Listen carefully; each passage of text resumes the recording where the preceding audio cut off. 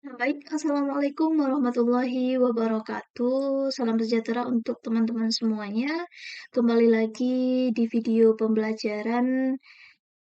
Nah, pada kesempatan kali ini saya akan menjelaskan kepada teman-teman bagaimana penggunaan statistik dengan Excel dan dengan SPSS pada uji Manwitney. Nah, sebelumnya saya jelaskan sekilas tentang uji Manwitney itu sendiri atau biasanya disebut dengan uji U. Nah, uji Manwitney ini dia merupakan alternatif dari uji T atau dia merupakan statistik non-parametrik dari uji T itu sendiri. Nah, untuk tujuannya dia sama dengan uji T, dia bertujuan untuk mengetahui ada tidaknya perbedaan rata-rata dua sampel yang tidak berpasangan. Kemudian uji U ini menggunakan sampel itu tidak harus sama. Jadi setiap kelas itu boleh berbeda subjeknya. Kemudian uji Manwitney ini merupakan uji non-parametrik. Nah, dalam uji ini kita tidak perlu melakukan adanya pendistribusian data normal dan homogen. Jadi pada uji U ini, kalau misalnya dari uji T itu kan ada data itu harus normal dan homogen. Nah, ketika dia tidak normal dan tidak homogen, maka kita menggunakan uji Manwitney. Nah, di sini ada contoh kasus di mana seorang guru itu ingin mengetahui apakah ada perbedaan penerapan pembelajaran dengan pendekatan STEM terhadap hasil belajar pada mata pelajaran fisika. Jadi guru tersebut menerapkan pembelajaran STEM pada kelas A dan konvensional pada kelas B, sehingga didapatkanlah data seperti yang ada di layar kita ini, di mana di kelas STEM itu ada 15 siswa dan di kelas konvensional ada 12 siswa. Jadi total sampel yang digunakan itu adalah 27 siswa. Nah, adapun hipotesis yang digunakan itu adalah ada perbedaan hasil belajar fisika antara kelas A dan kelas B, antara kelas yang menerapkan pembelajaran STEM dan kelas yang menerapkan pembelajaran konvensional. Nah, kemudian langkah-langkah dari ujian Manwitney, kita input data, ini adalah data kita. Kemudian pada penggunaan Excel itu sendiri ketika kita ingin melakukan uji Manwitney. Nah, pertama itu kita input data kita, ada 15 kelas STEM, 15 siswa di kelas STEM, dan ada 12 siswa di kelas konvensional. Nah, kemudian data-data ini kita jadikan satu, seperti ini. Nah, ini yang warna kuning ini merupakan kelas STEM, dan yang warna ungu ini merupakan kelas konvensional. Nah, kemudian diurutkan, setelah diurutkan, kemudian kita beri urutan ada 1 sampai 27. Nah, ini kemudian kita lakukan rankingan. Nah, ranking di sini, ini kebetulan datanya tidak ada yang nilainya sama ya. Nah, kalau misalnya ada nilainya sama, misalnya urutan pertama itu nilainya 53, di urutan kedua nilainya juga 53, maka nanti untuk rankingan itu tidak lagi 1 dan 2, tetapi urutan di 1 dan 2 itu dijumlahkan berarti kan ada 3. Nah, 3 dibagi 2, 1,5. Jadi rankingnya nanti di sini akan menjadi 1,5. Dan ini juga 1,5. Begitu seterusnya. Nah, kalau misalnya ada 3, bagaimana kalau seandainya ininya 3? Nilainya sama, 76, ada 3 orang yang nilainya 76. Berarti 76 ini ada di urutan ke-10. Berarti 10 ditambah 11 ditambah 12, 33.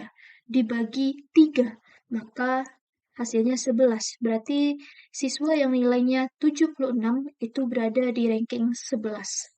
Nah, begitu seterusnya. Saya harap teman-teman paham masalah perankingan ini. Kemudian, nah, kita mengacu kepada rumus setelah dilakukan perankingan. Nah, ini merupakan rumusan untuk mencari nilai U1 dan nilai U2. Nah, di sini rumusnya kan N1 ditambah N2 ditambah N1 dalam kurung N1 tambah 1 per 2 dikurang R1. Nah, Kemudian kita jumlahkan. Nanti kita menggunakan rumusan di Excel. Jadi teman-teman bisa untuk ya di sini teman-teman bisa masukkan rumus di sini. Ini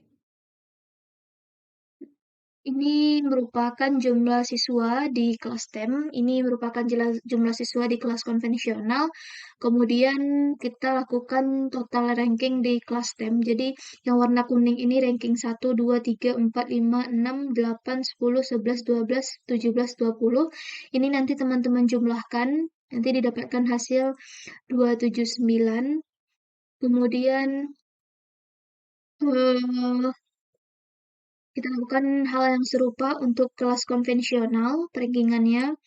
Kemudian ranking ini dirata-ratakan.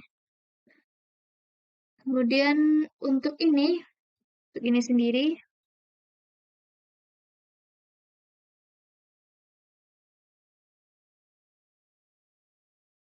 nah Q1 kita dapatkan nilai 21 dengan menggunakan rumus ini nanti kita dapatkan nilai 159.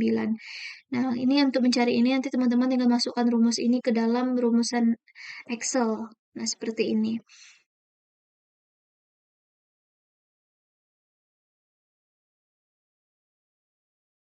Nah, berdasarkan ketentuannya, maka diambil nilai U yang paling kecil, yaitu 52.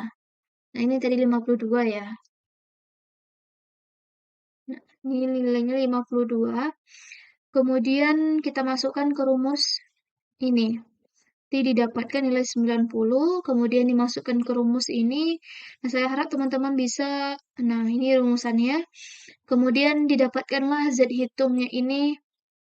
Nah, untuk mencari Z hitung, ini rumusannya ini. U, U yang kecil, U kecil tadi adalah ini 52, dikurang EU, EU adalah 90, kemudian dikurang var U, var U ini. Var U. Ini adalah rumusan yang digunakan untuk Excel. Jadi kalau kita menggunakan Excel, kita bisa eh, menggunakan ini, rumusan ini. Nah, kemudian didapatkanlah, nah untuk menghitung probabilitasnya nanti bisa menggunakan rumusan ini ya, teman-teman semuanya.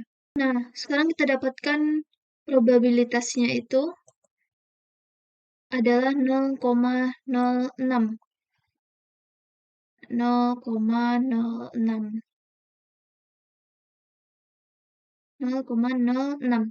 Ini kalau kita menggunakan Excel. Jadi kalau menggunakan Excel itu teman-teman harus paham rumusan-rumusan yang dimasukkan pada setiap optionnya.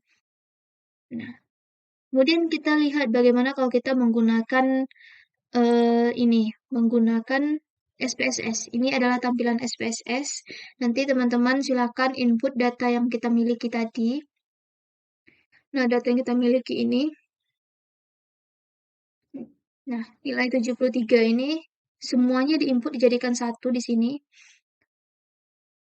Ada 27 siswa. Kemudian untuk kelas STEM itu diberi label 1. Sedangkan untuk kelas konvensional diberi label 2. Kemudian kita pilih variabel view. Nah, untuk variabel view nanti yang di sini diubah menjadi hasil dan yang ini kelas. Kemudian untuk value-nya untuk 1 nanti teman-teman bisa ketik 1. Misalnya di sini ya, saya hapus. Nah, misalnya 1 itu kelas STEM. Kita beri STEM. Kemudian yang untuk 2 dia mewakili kelas konvensional. Oke. Nah, setelah itu,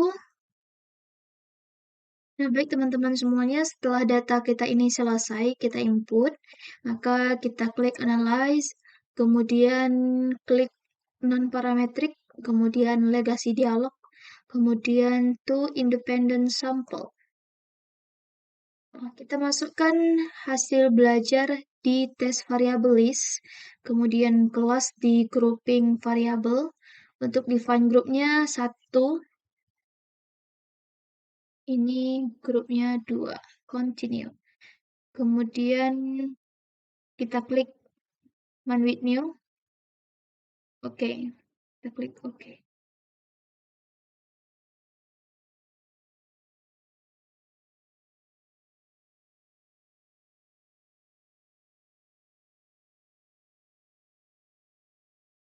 Nanti didapatkan hasil seperti ini. Nah, di mana nilai SIG-nya itu adalah 0,001. Nah, 0,01. Jadi, nah ini adalah hasil dari analisis uji Manwitney. Nah, ini kelas A berjumlah 15, ini kelas B jumlahnya 12. Kemudian nah, kita lihat nilai SIG-nya itu adalah ini, kita baca ya, 0,001. Nah, sedangkan kita lihat tadi pengambilan keputusannya apabila nilai SIG-nya itu kecil dari 0,05, maka hipotesis itu diterima. Nah, sekarang kita ada SIG-nya itu adalah 0,001. Sehingga berdasarkan hal ini, maka hipotesis kita diterima. Jadi, berdasarkan output tes statistik itu diketahui bahwa nilai SIG-nya itu adalah 0,001 kecil dari 0,005. Maka kita dapat katakan bahwa hipotesis kita diterima. Nah, dengan demikian dapat dikatakan bahwa ada perbedaan hasil belajar fisika antara kelas A dan kelas B. Karena ada perbedaan yang signifikan, maka dapat dikatakan bahwa ada pengaruh penerapan pembelajaran STEM terhadap hasil belajar pada mata pelajaran fisika. Nah, teman-teman semuanya, ini adalah analisis yang telah kita lakukan. Jadi, berdasarkan hal ini dapat disimpulkan bahwasannya teman-teman boleh menggunakan Excel untuk analisisnya dan bisa menggunakan SPSS.